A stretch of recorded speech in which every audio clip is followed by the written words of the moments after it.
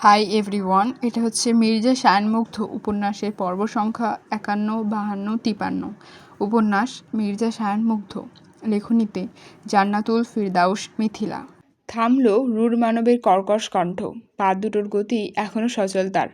রুক্ষ পায়ে শক্ত পাটাতনে নির্বিকারে দেবে যাচ্ছে একের পর এক তীক্ষ্ণ সীসার টুকরো। যুবকের মুখাবয়বে সে কি আধিপত্যের বিস্তারের আগুন। সপ্তদশী ভরকায় ভীষণ। হরিণের চোখ দুটোয় নামিয়েছে এক পসরা বৃষ্টি। ক্ষুদ্রকায় দেহখানি কাঁপছে তার।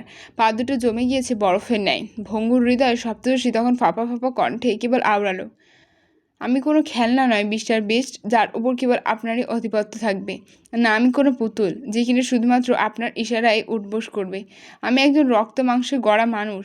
তাই কান খুলে শুনে রাখুন, আপনার মতো বৃষ্টির বাধ্য হতে আমি মোটেও বাধ্য নয়। সহসা মাথাপতি উত্তপ্ত আগুনে এক কৌটো ঘি পড়ল মাফিয়া মনস্টারের। শক্ত মুখখানায় লেপটে গেল দুধাপ বাড়তি আগুন। কাঠের কঠোর হলো দৃঢ় চোয়াল। দাঁত কপাটে একে ওপরের রুষ্ট চাপায় শব্দ হচ্ছে কটমট। বাদামি চোখ দুটো রং ধরেছে ক্রূরতার।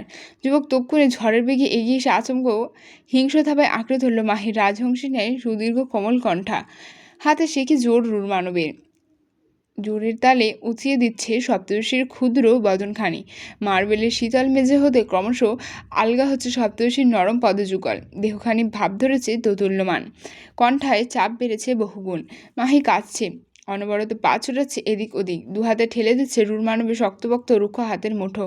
অথচ বালাই শার্ট অমন পরাসম বলিষ্ঠপান একটা মানুষের জোরের সঙ্গে তার মতো একটা চুনোপুটি আদেও পারে? রূঢ়মানব কটমট করছে দাঁত। দোদুল্যমান সপ্তর্ষির পানে কুট দৃষ্টিযুগল নিষ্পালক ভঙ্গিতে আটকে রেখে হুঙ্কার ছেড়ে শুধালো, শুধু তুই কেন বান্দির মেয়ে? তোর 14 গোষ্ঠী সহ আমার বাধ্য হতে বাধ্য। Do you get me? নিঃশ্বাস আটকে যাচ্ছে মাহি। ছুটন্ত পদযুগল তার দুর্বার হচ্ছে ক্রমশ। ক্ষুদ্র মুখখানায় জমে গিয়েছে রক্ত। হরিণা চোখ দুটো যেন এক্ষুনি বেরিয়ে আসবে কোটর ছেড়ে। নির্দয় মানবের মন গড়ল কি না কে জানে। সে কেমন আচমকা হাতের বাঁধন ঢিলে করলো। সহসা সপ্তর্ষি দোদুল্যমান ক্ষুদ্র বাঁধনখানে ছিটকে পড়ল মেঝেতে। হুট করে নিঃশ্বাস নিতে পারার স্বস্তিতে পাগলের ন্যায় হাঁপাচ্ছে মাহি। এক হাতে কণ্ঠা আঁকড়ে মুখ হাঁ করে বাতাস টানছে ফুসফুস ভরে। সপ্তর্ষির বেগতিক দশা। রূঢ়মানব কেমন সংকুচিত দৃষ্টিতে তাকিয়ে আছে তার পানে। সপ্তর্ষির নরম তুলতুলে পদযুগল হতে খানিকটা দূরে অসংখ্য ভাঙা সীসার টুকরো। ক্ষুদ্র বদনে তাল সামান্য নড়লেই নরম তুলতুলে পায়ের ত্বকে কষ্টের রুষ্টতার স্পর্শে বিঁধে যাবে তীক্ষ্ণ টুকরোগুলো। নির্দয় মানব দাঁত কিরমির করছে তখনও। শক্ত মুখাবয়বে ঘাটটা সামান্য বাঁকিয়ে কুরু দৃষ্টি নিক্ষেপ করলো বেহাল অবস্থায় ডুবে থাকা ফ্লোরের পানে। অদূরেই এলোমেলো ভঙ্গিতে পড়ে আছে সপ্তর্ষির জুতো জোড়া। নির্দয় মানব গম্ভীর মুখে পা বাড়ায় সেটাই। কাচের টুকরোগুলোর ওপর দিয়েই অনায়াসে হেঁটে হেঁটে অবশেষে জুতো জোড়ার সম্মুখে এসে ডান পায়ের রুষ্ট আঘাতে নির্জীব জুতোগুলোকে এক টানে ঠেলে দেয় সপ্তর্ষির নিকট। এদিকে এখনও কণ্ঠ আঁকড়ে হাঁপাচ্ছে মাহি। চোখ দুটো নীরবে ঝরাচ্ছে অশ্রু। নিজেকে সামলানোর প্রয়াসে মত্ত থাকা সপ্তর্ষি হুট করে পায়ের সন্নিকটে কিছু একটা ছিটকে আসায় মনোযোগ টানল সেথায়। ঘাড়ের পেশি সামান্য কুঁচকে নজর নামালো পায়ের কাছে। অমনি তার কর্ণগহ্বর ভেসে এল রূঢ় মানবের গম্ভীর অথচ চিরবির করা রুষ্ট কণ্ঠ, এগুলো সাজিয়ে রাখার জন্য দেওয়া হয়নি তোকে বান্দির মেয়ে। বাই দ্য হেল, কাঁচের ওপর একবার পা পড়লে সেই পা ভেঙে গুঁড়িয়ে ফেলবো আমি। সহসা আটকে ওঠে মাহি। তড়িঘড়ি করে দোদুল্যমান ক্ষুদ্র দেহটা সামান্য নাড়িয়ে চাড়িয়ে পা দুটো আলগোছে ঢোকালো জুতো জোড়ার মাঝখানে। নাকের পাটা বড্ড ফুলেছে তার। চোখ দুটোই লেপটেছে লালাভ আবরণ। 4 হাত দূরত্বে দাঁড়িয়ে থাকা রূঢ় মানব হিসিয়ে যাচ্ছে একধারে। অদূরে দাঁড়িয়ে থাকা নতবুকি সপ্তর্ষির পানে তীক্ষ্ণ দৃষ্টি নিক্ষেপ করে কটমট কণ্ঠে আওড়ালো, আজ যা যা বললাম সব ঘটে ঢুকিয়ে নেই মান্দির মেয়ে। নেক্সট টাইম আমার অবাধ্য হবার চেষ্টা করে দেখি শুধু প্যালেসের ছাদ থেকে এক লাথি দিয়ে নিচে ছুঁড়ে ফেলবো। মাইন্ড ইট জানোয়ারের বাচ্চা। নাক টানছে মাহি। যুবকের এহেন বেয়াদবি কথায় কুচকেছে তার মুখ। চিরায়ত স্বভাবের বশীভূত হতে খুব একটা সময় লাগেনি বোকা মানবের। ফের ঘাড়তারামি সুরে কাটকাট কণ্ঠে আওড়ালো, কেন? কোন জায়গায় এই তিসমার খাঁ আপনি, যার কথায় আমার মানতেই হবে? রাশিয়ার একজন সোকল ক্ষমতাবান হয়েছেন বলে মাথা কিনে নিয়েছেন আমার? আপনি আমার এখন কে, যার প্রতি আমার বাধ্যতা প্রকাশ করতে হবে? তক্ষণ সুদর্শনের কপালের চামড়ায় দেখা গেল রাগের ছাপ। ললাটের পটের রগগুলো ফুলে উঠেছে দপদপ করে। চোয়াল হলো শক্ত। মাফিয়া মনসা নামক খ্যাপাটে ষাঁড় খেপেছে ফের। সে তৎক্ষণাৎ জোরালো পায়ে এগিয়ে এসে দাঁড়ালো মাহির সন্নিকটে। অতঃপর নিজের রুক্ষ হাতে হিংস্র থাবায় আচানক পিষ্ট করলো শব্দহীন নরম তুলতুলে বাম গালটা। এহেন জোরালো চাপড়ের তাল সামলাতে না পেরে মুহূর্তেই গাল বাঁকিয়ে হেলে পড়ে বেচারি। তার দৃষ্টি হয়েছে ঝাপসা, মাথাটা ঘুরছে ভনভন করে, গালটা যা জ্বলছে না। এদিকে সম্মুখে দাঁড়িয়ে থাকা রুর মানবের রাগ বাড়ছে তরতর করে, মাথার তালুতে জ্বলছে আগুন। রাগে হিতাহিত জ্ঞানশূন্য মানব তক্ষুনি বগল থাবায় চেপে ধরে সপ্তর্ষির নরম ঘাড়। সে তাই নিজের রুক্ষ হাতে চাপ বাড়িয়ে আচানক উঁচিয়ে তোলে মাহির ক্ষুদ্র মুখখানা। সপ্তর্ষির কুঁচকে রেখেছে দু চোখ, তার নরম ঠোঁটের কোণে দৃশ্যমান একটুখানি লহু। তা অবলোকন হওয়া মাত্রই থমকায় রুর মানব। এক অদ্ভুত ঝংকারে কেঁপে ওঠে তার পাহাড়সম বলিষ্ঠ দেহখানা। হাতের বাঁধনে নামলো প্রশমন। যুবকের এক আকাশসম্য রাগভর্তি মুখাভাবে তক্ষুনি নামলো উদ্বিগ্নতার ভার। সে কেমন অদ্ভুতভাবে বিচলিত হলো সপ্তর্ষির লহু থেকে। বুকটা কাঁপছে তার। আশ্চর্য, তার মতো নির্দয় মানবের হুটহাট বুক কাঁপার তো কথা নয়, তবে এখন কেন কাঁপছে? যুবক অস্থির। তক্ষুনি মাহির ঘাড় ছেড়ে দিয়ে তর্জনী ছোঁয়ালো মেয়েটার নরম ঠোঁটের কোণে।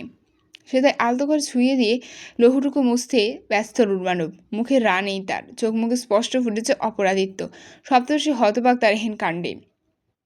হতবাক কণ্ঠ ফুঁড়ে কিছু বলতেই যাবে, অমনি শোনা গেল রুরমানবের অতি শান্ত অথচ নিরেট কণ্ঠ। আমি যে তোর কে এ প্রশ্নের উত্তর খুঁজতে তোর মতো অবাধের গোটা একটা জনম লেগে যাবে বান্দির মেয়ে। তবু আমি নিশ্চিত জনম ফুরালেও তুই বলবি আপনি আমার কে। অবাধের ছাপ উঠল মাহির মুখাবয়বে। সে সঙ্গে মনের কোণে জন্মালো একরাশ ঘৃণা। ছলছল চোখ দুটো আরেকবার দাউ দাউ করে জ্বলতে থাকা পুরো ঘরময় পরিক্রমা চালাতেই বুকটা কেমন ভরে গেল মানবীর। এক অদৃশ্য দহনে পুড়তে লাগলো হৃদয়টা। মুখভঙ্গিতে একরাশ ঘৃণা ফুটিয়ে সপ্তর্ষি তক্ষুনি দু হাতে ঠেলে দিল রুরমানবের প্রশস্ত বুক। ঘটনার আকস্মিকতায় এক কদম সরে গেল রুরমানব। মুখাবয়বে ফোটালো হতভম্বতার ছাপ। মাহি কাঁদছে এবার, কাঁদতে কাঁদতে হেঁচকি তুলছে মায়াবিনী। প্রিয় শখকে নিজের চোখের সম্মুখে ধূলিসাৎ হতে দেখে নিজেকে আর ধরে রাখা সম্ভব হয়নি তার পক্ষে। সে কেমন চিৎকার দিয়ে রুরমানবকে বলে বসলো, অপমান, আপনার মনে কি একটুও মায়া নেই বিস্ট? একবারও আপনার হাত কাঁপলো না এসব করতে? বইগুলো কি এমন ক্ষতি করেছিল আপনার? ওরা তো বোবা, প্রাণহীন, বই তো কারো শত্রু হতে পারে না। আপনি ওদের না পুড়িয়ে অন্য কোথাও রেখে দিতেন, অত্যন্ত ওরা অক্ষত থাকতো। কিন্তু না, আপনি তো নির্দয়। সবসময় নিজের পাষাণ কর্মকাণ্ড না দেখালে আপনার চলে না, তাই না? আর কতভাবে ভাঙবেন আমায়? ঠিক আর কতভাবে? আমার শখ, সুখ, শান্তি সব কেড়ে নিয়েছিলেন আপনি। আর কি কি কেড়ে নেওয়া বাকি আছে আপনার? আই জাস্ট কান্ট ইম্যাজিন একটা মানুষ এত খারাপ কি করে হয়। মুখ ফসকে কথাটা বের হওয়ার পর মুহূর্তেই হিংস্র মনস্টারের আগ্রাসী থাপে এসে আচানক আঁকড়ে ধরা সপ্তর্ষি রাজহংসী ন্যায় সুদীর্ঘ কোমল কণ্ঠা। হাতের জোরে বেচারিকে ঠেলে নিয়ে গেল পেছনের দেয়ালের কাছে। সপ্তর্ষির শীত দ্বারা দেয়াল ছুঁয়েছে, মনসারের হাতের জোরে মাথা রেখেছে পেছনে। তবে কাণ্ড দেখো, মাহি মোটেও ফড়কায়নি এবার, উল্টো অগ্নিদৃষ্টে ঠায় তাকিয়ে রইল রুরমানবের কটমট দৃষ্টিতে। মুগ্ধ সাপের ন্যায় ফোঁসফোঁস করছে, কণ্ঠে ছুটছে বিকট হুঙ্কার। বা হাতে সপ্তর্ষির কণ্ঠা চেপে রেখে ডান হাতের রুক্ষ মুঠোর একের পর এক শক্তপোক্ত পাঁচ বসাচ্ছে দাঁড়িয়ে থাকা মাহির ঠিক পাশের দেয়ালে। হিতাহিত জ্ঞানশূন্য মানব যার জোরালো পাঁচের আঘাতে থেতলে যাচ্ছে তারই রুক্ষ হাতের চামড়া, ফিনকি দিয়ে বেরোচ্ছে লহু। অথচ নির্দয় মানব কেমন হিংস্র কণ্ঠে গর্জন তুলে আওড়ালো, আই নো আমি খারাপ, ভীষণ খারাপ। I know I am a bloody best, but this is a fucking truth that you are the only beauty who belongs to me. No one can dare to touch you, not even someone can dare to look at you. And you know what? Even তুইও তাকাতেও পারবি না কারোর দিকে। আমি ছাড়া তোর ওই দৃষ্টিতে যা যা উঠবে, হোক সেটা মানুষ কিংবা কোনো জড়বস্তু, তাদেরকে এভাবে ধ্বংস করে ফেলবো আমি। আই রিপিট, পুরো দুনিয়া থেকে তাদের অস্তিত্ব চিরতরে মিটিয়ে ফেলবো আমি। ডু ইউ গেট দ্যাট বেচ? শব্দ সে চোখ মুখে হতবাগতার ছাপ স্পষ্ট। যুবকের এখানে আগ্রাসী কণ্ঠে আধিপত্যের ঘোষণা বোধহয় কাঁপন ধরিয়ে দিচ্ছে তার সর্বাঙ্গে। মাহি দক্ষিণে চোখ খিঁচল। রুক্ষ স্পর্শ নিম্নাংশের নরম তুলতুলে অধরখানায় বসাতেই আচানক টের পেল তার অষ্টপুটের আলতো করে ছুঁয়ে দিয়েছে দুটো সিক্ত আঙুল। চট করে চোখ খুলল মাহি। সম্মুখে তাকাতেই ভরকায় সে। বিস্ময়ের চোখ ছুঁয়েছে কপাল। রুরমানবে কেমন কপাল গুছিয়ে তাকিয়ে আছে তার পারে। লোকটার চোখ মুখে বিরাট অসন্তোষের ছাপ স্পষ্ট। থেতলে যাওয়া হাতখানার দুটো আঙুল কেমন রুস্থটার সঙ্গে স্পর্শ করছে সপ্তর্ষির ঠোঁট। কণ্ঠে একরাশ বিরক্তি লেপ্টে যুবক কেমন কটমটিয়ে বলে ওঠে, এই বান্দির মেয়ে, এই খবরদার এই কাজ আর কোনোদিন করবি না, নাহলে একদম টেনে ছিঁড়ে ফেলবো কিন্তু। আমি আমার অধিকারে অন্য কারো হস্তক্ষেপ সহ্য করতে পারি না, তুই জানিস না? বোকা মেয়ে কেবল হাঁ করে চেয়ে আছে সম্মুখে, কণ্ঠে নেমেছে বাকরুদ্ধতা। ওদিকে মুগ্ধ কেমন হিংসাত্মক মনোভাব হালগুছো সপ্তর্ষি রুষ্ট দাঁতের চাপা থেকে ঠোঁটখানা আলগা করল। অতঃপর হতভম্বতায় ডুবে থাকা মাহির পানে এক পলক খেয়ে ফেলার মতো দৃষ্টি নিক্ষেপ করে তক্ষুনি পা ঘোরালো উল্টো পথে। গটগটিয়ে বেরিয়ে যাচ্ছে মাফিয়া বেস্ট। একটি পার ঘাড় বাঁকিয়ে তাকালেও না পেছনে। তাকালে হয়তো ঠিকই দেখতে পেত একজোড়া সন্দিগ্ধ দৃষ্টি কেমন নিষ্পলক ভঙ্গিতে তাকিয়ে আছে তার পানে। মাহি নজর ঝোঁকায়নি। মাফিয়া বেস্ট অক্ষিপুরের আড়াল হতেই তার কাপা কাপা হাতখানা অজান্তে উঠে এলো সিক্ত অধৈর্যরার পানে। সে তাই আলতো করে ছুঁয়ে দিয়ে আঙুলটা কটা দৃষ্টিপটার সম্মুখে এনে দাঁড় করাতেই দেখল তার আঙুলের ডগায় লেপটে গিয়েছে মাফিয়া বিষ্টের তাজা লহুতে। তক্ষুনি কপাল গোছায় মাহি। বুক ভর্তি রাগে ঘৃণায় হাতের উল্টো পিঠে অনবরত ডলতে থাকে নিজের অধর যুগল। মুছতে থাকে মাফিয়া বিশ্বের ঘৃণিত ছোঁয়াচে লহু। মুগ্ধের ধূপধাপ পায়ের জোরালো শব্দে মুখরিত নীরব করিডর। বেপরোয়া ছন্নছাড়া যুবকের প্রতিটি কদম লেপটে আছে তাজা লহুর ছাপ। থেতলে যাওয়া হাতখানা থেকে ফোটায় ফোটায় ছুঁয়ে পড়ছে লহু। যুবক নির্বিকার, ব্যথার লেজ মাত্র নিয়ে তার মুখাবয়বে। চোয়াল ফুটে আছে ব্লেডের ন্যায়। তিনতলার করিডর পেরিয়ে এলিভেটরের পানে এগোতেই হঠাৎ মুগ্ধের তীক্ষ্ণ দৃষ্টি গিয়ে আটকালো অদূরে মাথা নত করে দাঁড়িয়ে থাকা দুজন মেইডেনের পানে। তাদের সম্মুখে খাবার ট্রলি। বেচারি দুটো মনসারের ভয়ে কাঁপছে রীতিমতো। মুগ্ধ দাঁড়াই এক মুহূর্ত, কপালের চামড়া উঠিয়ে কণ্ঠে রূঢ়ভাব ঢেলে গর্জন তুলে শুধালো, খাবার এনেছিস কার জন্য? শুকনো ফাঁকা ঢোক গেলেন মেইডেন দুটো। নতমুখে কাপা কাপা দৃষ্টে মেঝেতে নজর বুলালেন বার কয়েক। এরই মধ্যে ফের কর্ণভরে ভেসেছিল মুগ্ধের হুঙ্কার, কথা কানে যায়নি তোদের? মরতে কিছু করছো খুব? আতকে ওঠেন মেইডেন দুজন। তড়িঘড়ি করে মাঝ থেকে একজন বলে বসলেন, মেয়েটার জন্য। তৎক্ষণাৎ কপালের ভাঁজ গাঢ় হলো রুড়মানবে। নাকের পাটা ফুলল ভীষণ। তিতিবিরক্ত মেজাজে সে কেমন হুঙ্কার ছুড়ে শুধালো, নিয়ে যা সব, দিতে হবে না ওই বান্দির মেয়েকে খাবার। খেয়ে খেয়ে গলার তেজ বাড়াবে আর গলাবাজি করবে আমার সাথে, বিয়াদরের বাচ্চা একটা, নিয়ে যা সব। মনসারের হুকুম তামিল করতে মরিয়া মেইড দুজন তক্ষুনি খাবার ট্রলির কাঁধ ধরে লেজ গুটিয়ে পালালেন উল্টো পথে। মুগ্ধ মহাশয় তক্ষুনি গজগজ করছেন। এলিভেটরের পা রেখে সুইচ টিপতে টিপতে ভিড়বিড়িয়ে বললেন, ঘাড়তারার ঘরে ঘাড়তারা একটা, শিক্ষা দীক্ষার কত অভাব, নিজের চেয়ে দ্বিগুণ বয়সী মুরব্বীর সাথে কীভাবে কথা বলতে হয় সেটাও জানে না, অসভ্য মেয়ে ছেলে কোথাকার। রাগের বসে কথাটা জিভ ঘষে বেরিয়েছে। সেকেন্ডের শেখ হবে বোধহয়। অমনি মহাশয়ের টনক নড়ল বুঝি। তৎক্ষণাৎ কুচকানা দৃষ্টির সম্মুখে কাছের দরজার নিজের প্রতিবিম্বকে আপাদমস্তক পরখ করে দাঁত খেঁচে আওড়ালো, what the fuck I am saying, who is মুরব্বী? মুরব্বী হবে ওই বান্দির মেয়ের বাপ ভাই দুশ্মন। আমার মতো হ্যান্ডসাম কোন দুঃখে মুরব্বী হতে যাবে? তীব্র ঘূর্ণনে ঘুরছে হেলিকপ্টারের পাখা, তুলছে বিকট গর্জন। হেলিপ্যাড হতে বেশ কয়েক হাত দূরত্বে দাঁড়িয়ে আছেন অ্যালেক্স এবং এডওয়েন। দুই গম্ভীর পুরুষ তাকিয়ে আছে একে অপরের বিপরীত, করছে মনসারের আগমনের অপেক্ষা। সাউথ কোরিয়ার উদ্দেশ্যে মনসারের রওনা হবার কথা ছিল আরও ঘন্টা দুয়েক আগে, অথচ মনস্টারের এখনও কোনো খোঁজ নেই। গম্ভীর মুখ এডওয়েন কবজি উল্টায় এবার। ঘড়ির কাঁটার পানে দৃষ্টি নিক্ষেপ করতেই পেছন থেকে ভেসে এলো দুজন গার্ডের ত্রস্ত কণ্ঠ, monster is coming everyone, put your heads down. তৎক্ষণাৎ ঘাড় নোয়ালেন সকলে। এডউইন বেচার আগে থেকেই নুইয়ে রেখেছে ঘাড়, আগ বাড়িয়ে পেছনে তাকানোর সাহস পেল না কেন যেন। এদিকে মনসারের দাম্ভিক কদম ততক্ষণে অতিক্রম করেছে দুটো গম্ভীর পুরুষকে। গটগটি হেলিকপ্টারের পানে এগোতেই হঠাৎ বাপাস থেকে ছুটে এলেন এক গার্ড। মহাশয় বড় ব্যর্থতায় নতমুখে এক হাঁটু গেড়ে বসলেন জমিনে। দুহাতে একখানা রামের বোতল অতি ভদ্রতায় বাড়িয়ে দিলেন সম্মুখে। মুগ্ধ থামল। শক্ত চোয়ালে তৎক্ষণাৎ গার্ডের হাত থেকে ছোঁ মেরে নিয়ে নিল এক অ্যালকোহলপূর্ণ বোতলটা। অতঃপর ধারালো দাঁত কপাটি শক্ত ফাঁকে বোতলের ক্যাপ আটকে বসালো এক টান। মুহূর্তেই খুলে গেল বোতলের মুখ। মাফিয়া মনসার তক্ষুনি ঠোঁট চাপলেন সেথায়। এক নিঃশ্বাসে গপগপিয়ে গিলে নিলেন অর্ধেকটা পানীয়। পরক্ষণে বাকি অর্ধেকটা দিয়ে আলগোছে ধুয়ে নিলেন নিজে আহত হাতখানা। আহত স্থানে অ্যালকোহল অ্যান্টিসেপটিকের ন্যায় কাজ করে, এ যেন বেশ জানা তার। পরিশেষে হাত ধোয়া শেষ হতে নির্দয় মানব হাতে থাকা শূন্য বোতলটা আচরাক ছুঁড়ে মারলেন পাকা মেঝেতে। মুহূর্তেই ঝনঝনিয়ে চূর্ণ বিচূর্ণ হলো অবহেলিত বোতল। হয় না। অপেক্ষারত পাইলট উড়ে যাবার প্রস্তুতিতে মত্ত। মনসার আর দেরি করলেন না, তক্ষুনি দাম্ভিক কদমে উঠে গেলেন হেলিকপ্টারে। গমগমে গলায় আদেশ ছুড়লেন, টেক অফ। পাইলট মহাশয় বুঝি এই কথাটারই অপেক্ষায় ছিলেন। আদেশ পাওয়ায় মাত্রই মত্ত হলেন টেক অফে। ভূভাগ কাঁপিয়ে ধীরে ধীরে ওপরে উঠছে শ্যাডো মনস্টারের নাম লিখিত হেলিকপ্টারটা। ভেতরে বসে থাকা দাম্ভিক পুরুষ শক্ত চলে বসে আছে কেমন।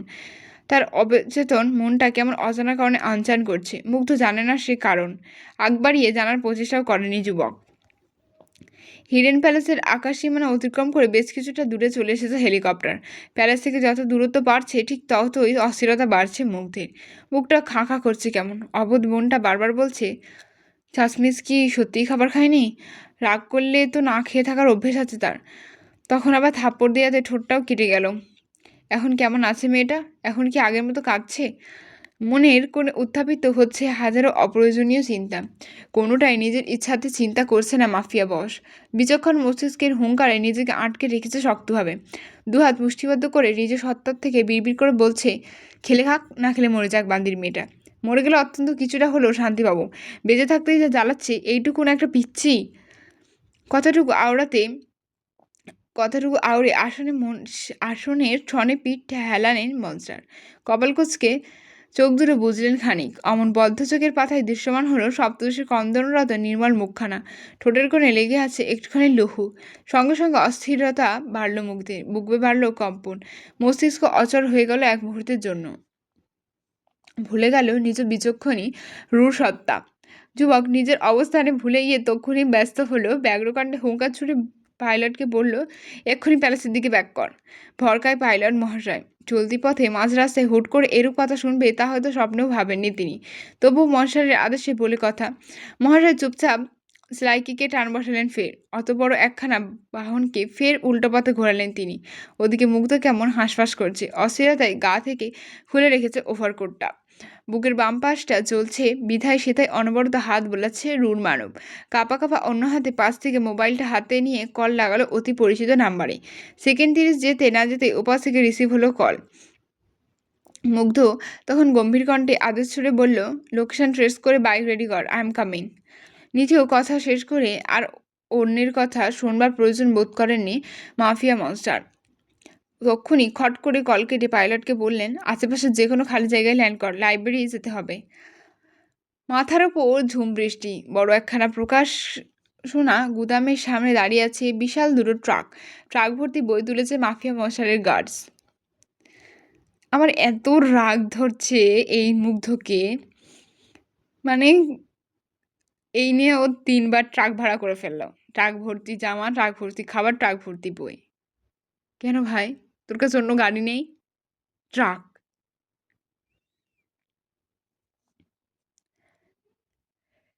ট্রাক ভর্তি বই তুলছে মাফিয়া মনস্টারের গার্ডস। ট্রাকে সব ধরনের বই তোলা শেষ হতেই দুয়ার আটকালো ট্রাকের।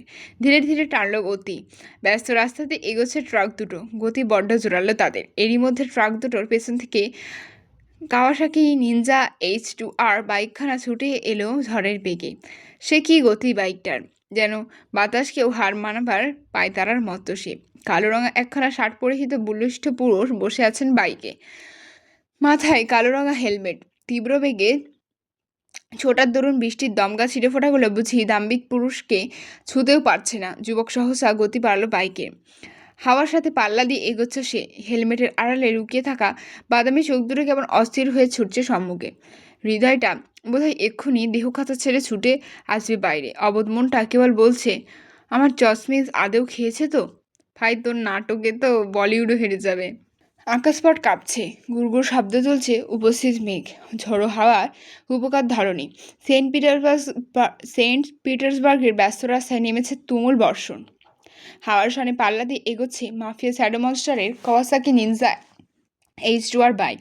বাইকের সেকি বেগ আর দু চাকার রুষ্ট চাপে এদিক ওদিক ছড়িয়ে যাচ্ছে বৃষ্টির ছিটে ফোঁটা। সুদর্শনের গা ভিজে যুবতুব অবস্থা। পরনের কালো রঙা শার্টখানা সিদ্ধ হয়ে লেপটে আছে বলিষ্ঠ দেহে। ডান হাতে বাইকের থ্রোটল ঘুরিয়ে যুবক ফের গতি বাড়ল বাইকে। তার পেছন পেছন এগোচ্ছে বই ভর্তি ট্রাক দুটো। নিজেদের সর্বোচ্চ বেগ কাজে লাগিয়েও ট্রাক দুটো কেমন পিছিয়ে পড়ছে দেখো। কিছুতেই নাগাল পাচ্ছে না মাফিয়া বিস্টের। মনস্টার প্যারাডাইস প্যালেসের সৌচ্ছ মূল ফটকের সম্মুখে দাঁড়িয়েছে অ্যালেক্স। কবজি উল্টে তাকিয়েছে ঘড়ির কাঁটার পানে। গম্ভীর মুখাভাবে ফুটেছে চিন্তিত ছাপ। কপালে পড়েছে গোটাকতক চাপ বা বিরক্তির ভাঁজ। চোয়ালের পেশি শক্ত, তার দাঁত কিরমির করে চিরবিরিয়ে বিড়বিড় করছে, অন দ্য ওয়ে থেকে ব্যাক করার মানে কি? মনস্টার তো এর আগে কখনো এমনই করেননি। তার কাছে সবার আগে কাজ, তারপর অন্য কিছু। তাহলে আজ কেন? কথাটুকু পূর্ণ করবার ফুরসত মেলেনি অ্যালেক্সের। তার আগে পেছন থেকে দু কদম এগিয়ে এসে দাঁড়ালেন এডউইন। দু হাতে পকেটে গুজে জনা ভাব ধরেছেন গম্ভীর। চোখ মুখে এক অদ্ভুত দীপ্তি তার। ঠোঁটের কোণে ঝুলছে এক চিলতে রহস্যময় বাঁকা হাসি। সে কেমন হুট করে বাঁকা কণ্ঠে ঠেস দিয়ে বলল, কি অ্যালেক্স, এবারের বাজিটা তাহলে আমি জিতলাম, তাই না বলো? তক্ষুনি শক্ত সোয়ালে ঘাড় বাঁকিয়ে তাকায় অ্যালেক্স। নাকের পাটা ফুলিয়ে ফোঁস করে ওঠে সাপের ন্যায়। অথচ তার এরূপ দৃষ্টি অবলোকন হওয়া মাত্রই তাচ্ছিল্যের হাসি ফুটে উঠল এডউইনের ঠোঁটের কোণে। এতে বোধহয় রাগ বাড়ল অ্যালেক্সের। যুবক কেমন চিরবিরিয়ে বলে ওঠে, ইউ ডাম্প, তুই হয়তো ভুলে যাচ্ছিস ক্ষণিকের মোহে ডুবে থাকার স্বভাব মনস্তাবের নেই। যেদিন তার মোহ কাটবে সেদিন থেকে তোকে সহ ওই মেয়েকে ছিঁড়ে খুঁড়ে ফেলবে। তাছাড়া এত সহজে আমি হারছি না এডউইন। মনস্টারকে তোমার পাতানো জাল থেকে খুব শীঘ্রই বের করে আনবো আমি। তুই জাস্ট দেখতে থাক। এহেন কথায় সহসা ঘাড় কাত করে তাকায় এডউইন। সরু দৃষ্টি এক আধাবার আপাতমস্তক পরক করে নেয় অ্যালেক্সকে। বড়ক্ষণে গালের ভাঁজে খানিক জিভ ঠেলে হাসল গম্ভীর পুরুষ। রহস্য জবাবে বলল, কোনটা ক্ষণিকের মোহ আর কোনটা অবসেশন, তার পার্থক্য তোর মতো অবদের হবে না অ্যালেক্স। তুই জাস্ট দেখতে থাক। একদিন ওই সাধারণ মেয়েটাই আমাদের রোজদিকিংয়ের বেঁচে থাকার একমাত্র কারণ হবে। মাত্রাতিরিক্ত আগে হিতাহিত জ্ঞানশূন্য অ্যালেক্স মুখাভাবে রং ফুটেছে লালাভ আবরণ। সে তক্ষুনি হামলা বসাবে এডউইনের ওপর। শক্তপোক্ত হাতের হিংস্র বগল থাবায় আঁকড়ে ধরল এডউইনের ঘাড়। হাতে জোর বাড়িয়ে কটমর ধ্বনিতে আওড়ালো, রুজদিকিংয়ের অর্ধেকটা জীবন যেভাবে দুর্বলতা ছাড়া কেটেছে, তার বাকি জীবনটাও ঠিক একইভাবে দুর্বলতা ছাড়া কাটবে। রুজি প্যারাডাইসের কিং উর্ফে শ্যাডো মনস্টার আগেও হার্টলেস ছিল, পরবর্তীতেও হার্টলেস থাকবে। রুজি প্যারাডাইসের ভবিষ্যতের জন্য মনস্টারের হার্টলেস থাকা অতীব প্রয়োজন বাস্টার্স। ঠিক এ কারণে ওনার জীবনে আমি কোনো ধরনের দুর্বলতা আসতে দিব না। দরকারে ওই দুর্বলতাকে আমি নিজ হাতে উচ্ছেদ করব। তারপরও ওই দুর্বলতার কোনো স্থান থাকতে দিব না মনস্টারের লাইফে। And it is for most duty. আর আমার ডিউটির মাঝখানে বাধা হয়ে যারাই আসবে তাদের সব কটাকে নিঃশেষ করে ফেলবো আমি। মাইন্ডেড। কাশছে এডউইন। দু হাতে নিজেকে ছাড়ানোর বৃথা বয়সে মত্ত সে। ঘাড়ের ওপর আটকে রাখা শক্তপোক্ত হাতখানা সে কি জোর। ধীরে ধীরে পিষে নিচ্ছে এডউইনের বেচারার ঘাড়ের হাড়। অ্যালেক্স থামছে না আজ। শক্ত চোয়ালে হাতে জোর বাড়াতে অদূর থেকে ভেসে এলো বাইকের ভ্রম শব্দ। তৎক্ষণাৎ স্তম্ভীর হলো অ্যালেক্স। তার কুচকানো দৃষ্টি গিয়ে আচরণ ঠেকলো সম্মুখে। অদূরে থেকে এগিয়ে আসছে এক ছটাক আলো। সঙ্গে রয়েছে কংক্রিটের রাস্তার উপর গাড়ি চাকার জোরালো ঘর্ষণের উৎপন্ন রোষ্ট আওয়াজ। হতভম্ব অ্যালেক্স। হতবিহ্বলতায় অজান্তেই খানিক ঢিগে হলো তার শক্ত হাতের বাঁধন। তক্ষুনি সুযোগটুকু কাজে লাগে এডউইন। সহসা অ্যালেক্সের হাতের বাঁধন হতে আলগোছে নিজ ঘাড় ছাড়িয়ে সরে দাঁড়ায় দু কদম। অতঃপর কোনোরূপ বলাকা ছাড়া আচানক নিজ শক্ত হাতের বলিষ্ঠ পাঁচ বসিয়ে দেয় অ্যালেক্সের খোঁচা খোঁচা দাড়িতে আবৃত ডানগাল বরাবর। ঘটনার আকস্মিকতায় ভরকায় অ্যালেক্স। সহসা গাল বাঁকিয়ে দাঁড়িয়ে রইল গম্ভীর মানব। পরক্ষণে মস্তিষ্ক খানিকটা সচল হতে যেই না চোয়াল শক্ত করে শটান হয়ে দাঁড়াবে, অমনি সম্মুখ থেকে ধেয়ে আসে মনস্টারের বাইক। হাওয়ার গতিতে সকলকে উপেক্ষা করে ছুটে যায় প্যালেসের ড্রাইভ ওয়ে দিয়ে। পেছন ট্রাক দুটো ছুটল একই গতিতে। অ্যালেক্স ডুবেছে হতবম্বতায়। চোখ দুটো বিস্ময়ে গোল হয়েছে তার। হতবাক কণ্ঠ ফুঁড়ে অস্পষ্ট বেরোলো, মনস্টার আবারও ট্রাক ভরে কিনে নিয়ে এসেছে। দীর্ঘ বৃক্ষশোভিত প্রশস্ত ড্রাইভওয়ে পেরিয়ে দ্রুত ব্রেগের বাইকটা আচানক এসে থামল প্যালেসের প্রবেশদ্বারে। মুহূর্ত ব্যয়ে বাইকের গা হতে নেমে এলেন মনস্টার মহাশয়। কাল বিলম্ব না করে ছুট লাগালেন প্যালেসের অভ্যন্তরে। পায়ের গতি নির্বিচ্ছিন্ন যুবকের। ছুটছে জোরালো ভঙ্গিতে। মাথার ওপর বসে আছে হেলমেট। পরনের টি-শার্টখানা আধভেজা অবস্থা।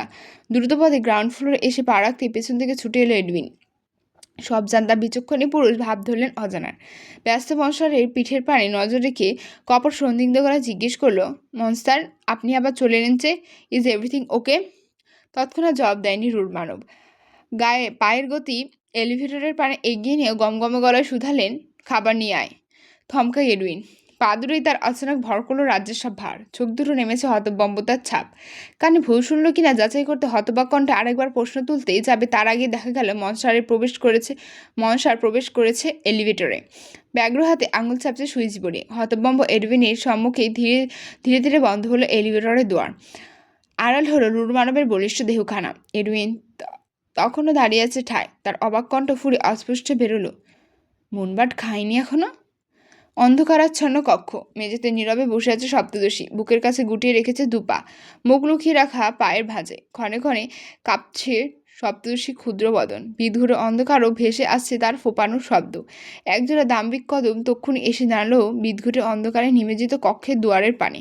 কদম জোড়ার মালিক বড্ড অস্থির। বুকের ওঠানামার গতি জোরালো তার। হন্যে চোখ দুটো অন্ধকারে হাতড়ে খুঁজছে বোকা মানবীকে। কিয়তক্ষণ বাদে মানবীর আধারে ছেয়ে থাকা বদনখানি ধরা পড়ল রুড় মানবের দৃষ্টিপানে। অমনি পায়ের গতি টানল মুগ্ধ। তড়িঘড়ি করে এগিয়ে এসে এক হাঁটু গেড়ে ধপ করে বসল সপ্তর্ষির সম্মুখে। হুটহাটকার উপস্থিতি টের পেয়ে আলগোছে মাথা তুলল মাহি। ফোলা ফোলা চোখ দুটো পিটপিট করে সম্মুখে তাকাতে ভরকায় বোকা মানবী। সহসা চেঁচিয়ে ওঠে ভয়ে। ভয়াল আবহে দেহখানি পিছিয়ে নিতে উদ্যত সে। ঠিক তখনই সম্মুখে হাঁটু গেড়ে বসে থাকা রুড় মানব কেমন তড়িঘড়ি করে ব্যস্ত হাতে নিজ মাথা থেকে হেলমেট একটানে খুলে এনে ভরাট কণ্ঠে শুধালো, হে চাসমিস, ইটস মি মুগ্ধ, আর ইউ ওকে? প্রথমবার, হ্যাঁ ঠিক প্রথমবার রুড় মানব আগে বাড়িয়ে নিজে পরিচয় দিল, তাও আবার সপ্তর্ষির কাছে। মাহি কেমন হাঁ করে তাকিয়ে আছে মানবের পানে। মেয়েটার চোখ মুখে হতবম্বতার ছাপ স্পষ্ট। বিস্ময়ে চোখ উঠেছে ললাটে। বিস্ময়ের রেসে তুলতুলে অধৈর্যগলে ফাঁক বেড়েছে একটুখানি। জীবের ডগা দিয়ে অস্পষ্টে বেরোলো, আপনি? রুড় মানব গম্ভীর। হুটহাট মুখাভাবে নরম ভাবভঙ্গিমা ধরার স্বভাব নেই তার। আজও ব্যতিক্রম ঘটেনি সে স্বভাবে। অস্থির বাদামি চোখ জোড়া এতক্ষণে নামলো খানিক শিথিলতা। গোটানো ললাটের চামড়া হাল ছেড়েছে নিজেদের। চিরায়িত স্বভাবের বশীভূত হয়ে ঘন কালো ভ্রুদয়ের মাঝে মেকি ভাব ধরে আটকে আছে দু তিনটে ভাঁজ। হালকা খাঁজযুক্ত চোয়ালখানা স্পষ্ট ফুটে আছে শক্তভাবে, যেন কোনো নিখুঁত ভাস্কর্যের নিদর্শন। বাদামি ঠোঁট দুটো নিম্নাংশে ঝুলন্ত প্লাটিনাম রিংটা কেমন চকচক করছে দেখো। সুদর্শীর অপেক্ষায়িত নজর দীর্ঘ হলো। উত্তরের আশায় এখনো চেয়ে আছে এক দৃষ্টে। গম্ভীর পুরুষ এতক্ষণে দৃঢ় চোয়ালখানা নাড়লেন তার। গমগমে গলায় কেবল প্রত্যুত্তর করলেন, ওঠ। মুহূর্তেই টনক নড়ে ওঠে মাহির। যুবকের উপস্থিতি নিশ্চিত হতেই কপাল কুঁচকে গেল মায়াবিনীর। এক আকাশসম রাগে ঘৃণায় ছেয়ে গেল তার সুশ্রী গৌরব বর্ণ মুখখানা। শক্ত হলো নরম চোয়াল। তীরের ফলার ন্যায় খাড়া নাকের ডগাটা মুহূর্তে ঝঙ্কার দিয়ে লাফিয়ে উঠল কেমন। তিতিবিরক্তে কণ্ঠে শুধালো, কেন, আবার কোন অঘটন ঘটাতে চাচ্ছেন? কপালের ভাঁজ গাঢ় হলো মুগ্ধের। চোয়ালের রেখা টান টান। যুবক আলগোছে উঠে দাঁড়ালো বসা ছেড়ে। ততক্ষণে কক্ষের দুয়ারের কাছে মেয়ে ট্রলি ভর্তি খাবার নিয়ে হাজির। ভেতরে ঢোকবার অনুমতি অপেক্ষায় দাঁড়িয়ে আছে নীরবে। রুড় মানব তখন আওয়াজ তুললেন কণ্ঠায়। সপ্তর্ষির পানে ঠায় দৃষ্টি বজায় রেখে মেয়েদের উদ্দেশ্যে গমগমে গলায় বললেন, ভেতরে আন সব, and turn on the lights. সহসা হুকুম তামিল হে মত্ত হলেন মেড। নতমুখে কাঁপা কাঁপা হাতে ট্রলিখানা ঠেলে ঠেলে নিয়ে ঢুকলেন কক্ষে। অতঃপর পদ্মযুগলে গতি টানলেন ডিভান অবধি। সেথায় ট্রলিটা দাঁড় করিয়ে রেখে আলগোচ্ছে পা ঘোরালেন সুইচবোর্ডের দিকে। দু আঙুল দিয়ে নড়িয়ে সুইচবোর্ডের সবগুলো সুইচ চাপতেই মুহূর্তে আলোকিত হলো বিদূর অন্ধকারে নিমজ্জিত কামরাটি। কাজ শেষ। বাধ্য মেয়ের তক্ষুনি পা ঘুরিয়ে চলে গেলেন কক্ষ ছেড়ে। রুড় মানব এবার ফের বাঁকলেন নিজের মেরুদণ্ডের হাড়। সামান্য ঝুঁকে এসে আকবরী সপ্তর্ষির কোনোই আঁকড়ে ধরতে গেলেই তার হাতখানা এক ঝটকায় সরিয়ে দেয় রাগী মানবী। তিরস্কারের সুরে ঝাঁঝালো কণ্ঠে বলে বসে, ছোবেন নামায়। সহসা দৃষ্টি তীক্ষ্ণ হলো মুগ্ধের। মাথাটা আবারও রাগ বাড়ছে তত্তর করে। তবে যুবক এবার সামলালো নিজেকে। ঠোঁট গোল করে খানিক জোরালো নিঃশ্বাস ফেলে গুটিয়ে নিল নিজ হাতখানা। পরক্ষণে নিজ চিরায়ত স্বভাবের রুষ্ট কণ্ঠে আওড়ালো, এই বান্দির মেয়ে ওঠ, নাকি কান্না বাদ দিয়ে খাবারগুলো গেল। নাক ফুলল মাহির। ঘৃণায় জমে গেল অন্তর। কপালে ঝাঁঝালো প্রতিচ্ছবি ফুটিয়ে গমগমে গলায় প্রত্যুত্তরে আওড়ালো, খাবো না আমি। যুবকের রাগের পারদ তপ্তার করে বিপদসীমা অতিক্রম করবার পায় তারা চালাচ্ছে। অস্থির হয়েছে নিঃশ্বাস। রাগের পরিতুষ্টিতে যুবকের হাত দুটো তক্ষুনি উঠে গেল কোমরে।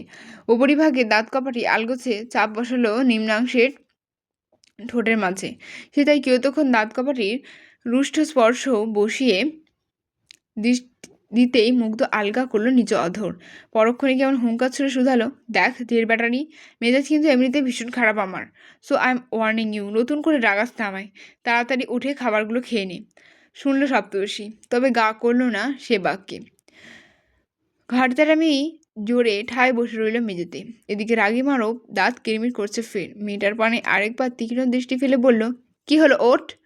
এবারে গা করলো মাহি। তক্ষুনি নিজের অগ্নিদৃষ্ট যুগল একযোগে তাক করলো রূঢ় মানবের পানে। চোয়াল শক্ত করে ঝাঁঝালো কণ্ঠে তৎক্ষণাৎ আওড়ালো, আপনি আমার দু চোখের সামনে থেকে সরুন নির্দয় বিষ্ট। জুতো মেরে গরুদান করা আপনার স্বভাবে থাকলেও তা আমার ধাঁচে নেই। নির্দয় মানবকে এবার পাই কে? সে কেমন গজগজ করতে করতে গোটাতে লাগলো নিজেও ভেজে শার্টের হাতা। কণ্ঠে একরাজ রূঢ়তা ঢেলে শুধালো, তোর কোন গালটা বেশি চুলকাচ্ছে বান্দির মেয়ে? অবাধে ছাপ ফুলল সপ্তদশীর মুখাবয়বে। কপালে মিলল দুটো গাঢ় ভাঁজের ছাপ। ফোলা ফোলা চোখ দুটো সংকুচিত হয়েছে খানিক। কিয়তক্ষণ চুপ থেকে পরক্ষণেই সন্ধিহান কণ্ঠে জিজ্ঞেস করলো, মানে? তক্ষুনি সপ্তদশীর সম্মুখে মেরুদণ্ড বাঁকিয়ে সামান্য ঝুঁকে আসে মুগ্ধ। শক্ত চোয়ালে কটমট শব্দ তুলে তর্জনী ছোঁয়ালো মাহি তুলতুলে গালে। তৎক্ষণাৎ নাক মুখ কুচকে নেয় মাহি। রাক্ষবে দাঁত করছে কিরমির। রুড়মানব গম্ভীর দৃষ্টে দেখল তা। মাহির ডান গালে খানিক আঙুল নাড়িয়ে ক্রুর গলায় আওড়ালো, বহুদিন আমার হাতে জোরালো আদর না পেয়ে তোর গাল দুটো বড্ড চুলকাচ্ছে, তাই না বান্দির মেয়ে? তাই তাড়াতাড়ি বলে দে, কোন গালটায় বেশি চুলকানি হচ্ছে? সেইখানেই দু কয়েকটা কষিয়ে থাপ্পড় বসালেই দেখবি শান্তি। নাক টানল মাহি। ধীরে ধীরে পর্দা সরালো অক্ষিপুটোর সম্মুখ হতে। সুদর্শন নির্দয় মানবের পানে কিয়তক্ষণ একদৃষ্টে তাকিয়ে থেকে পরক্ষণে উঠে পড়তে উদ্যত হলো। মুগ্ধ সরে গেল তক্ষুনি। নজর অন্যত্র সরিয়ে বাজখাই কণ্ঠে বলল, তাড়াতাড়ি খেয়ে নে। মাহি শুনল সব। নতমুখে নাক টেনে টেনে এগুলো খাবার ট্রলির দিকে। তবে মেয়েটা আজ বড্ড সাহসী বোধ হয়। ট্রলির পানে এগিয়ে এসে খাবার খাওয়াতে দূর, সে উল্টে শক্ত চলে তেজি ভাব ধারণ করে তক্ষুনি এক হাতে ধাক্কা দিয়ে ফেলে দিল ট্রলি ভর্তি খাবার। বাহ, সাব্বাস মাহি, সাব্বাস। মুহূর্তেই ঝনঝনে উঠল চারপাশ। কাচের বাসনকুসন সব কেমন গুড়িয়ে গেল নিমেষেই। এহেন কাণ্ডে অচানক ঘাড় বাঁকি তাকায় মুগ্ধ। রাগে থরথর করে কাঁপতে থাকা সপ্তর্ষির পানে সরদৃষ্টে নিষ্পরক ভঙ্গিতে তাকিয়ে রইল কিয়তক্ষণ। অতঃপর ঠোঁটের কোণে হুট করে ঝোলালো এক অদ্ভুত বাঁকা হাসির রেশ। মুখাবয়বে এক আকাশসম নির্লিপ্ততা বজায় রেখে হুঙ্কার ছুড়ে ডাকলো, গার্ডস! ভরকায় মাহি। লোকটা আবার তাকে উত্তম মধ্যম দিয়ে বলছে কিনা সে চিন্তায় চিন্তিত বেচারি। এরই মধ্যে কক্ষে ছুটে এলেন দুজন গার্ডস। হুকুমের আদেশে নতমুখে দাঁড়িয়ে থাকতে মনসার কেমন গমগমে গলায় আদেশ ছুড়ল, ডাইনিং থেকে ক্রোকারাইজ নিয়ে আয়। আমার বান্দির মেয়ে রাগ উঠেছে আজ, যা তাড়াতাড়ি নিয়ে আয় সব। সহসা ঘাড় নাড়িয়ে চলে গেলেন গার্ডস দুজন। মুগ্ধ তখনও এক দৃষ্টিতে চেয়ে আছে মাহির পানে। সপ্তদশী কাঁপছে। তার ক্ষুদ্র বদনের কম্পন আদেও রাগের জন্য নাকি ভয়ে তা জানেন, তা কে জানে। যুবক বাঁকা হেসে আচানক দু পায়ে পিছিয়ে গিয়ে বলিষ্ঠ দেহখানা এলিয়ে দিল কাউচের কোলে। দুপা দুদিকে ছড়িয়ে রেখে হাত দুটো উঁচিয়ে রাখলো কাউচের কাঁধে। তার দৃষ্টি এখনো অনড়। মেয়েটাকে দৃষ্টি দিয়েই মেরে ফেলার এক অদ্ভুত প্রচেষ্টা তার মধ্যে চলমান। ঘরভর্তি বিদেশি দামি দামি ক্রোকারিজ এনে হাজির করা হয়েছে। সপ্তর্ষির হাতে দেওয়া হয়েছে একখানা হকি স্টিক। তবু হতভম্ব মাহি। বোকার ন্যায় চেয়ে আছে রূঢ় মানবের পানে। মুগ্ধ কেমন ঘাড় কাত করে তাকিয়েছে দেখো।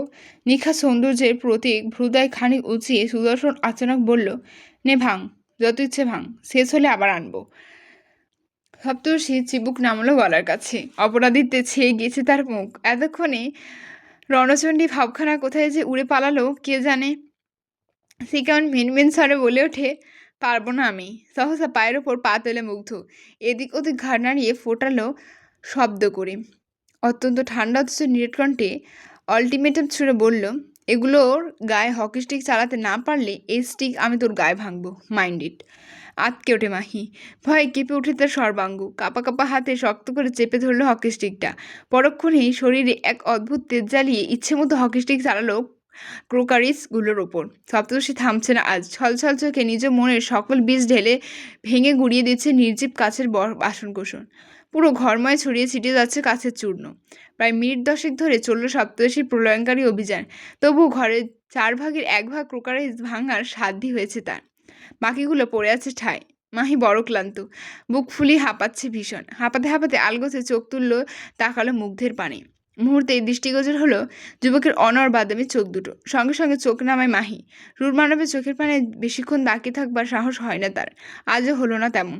সপ্তর্ষি থেমে যেতে আচমকা বসে ছেড়ে উঠে দাঁড়ায় মুগ্ধ। ধর পকেটে গুজে নির্বিকার ভঙ্গিতে এগিয়ে এসে দাঁড়ালো মাহির মুখোমুখি। অতঃপর ঠোঁটের আগা বাকশূন্য রেখে মেয়েটার হাত থেকে হকিস্টুক আলগোছে নিয়ে নিল নিজ হাতে। এরূপ কাণ্ডে ভরকায় মাহি। সহসা সন্দিগ্ধ দৃষ্টিতে উঁচিয়ে তাকাতেই দেখলো যুবক কেমন ক্রূর হাসছে। নিচে পাহাড় সম উঁচু ঘাটটা সামান্য নুইয়ে এনে মাহির মুখের কাছে মুখ এনে হিসিয়ে বলছে, শেষ?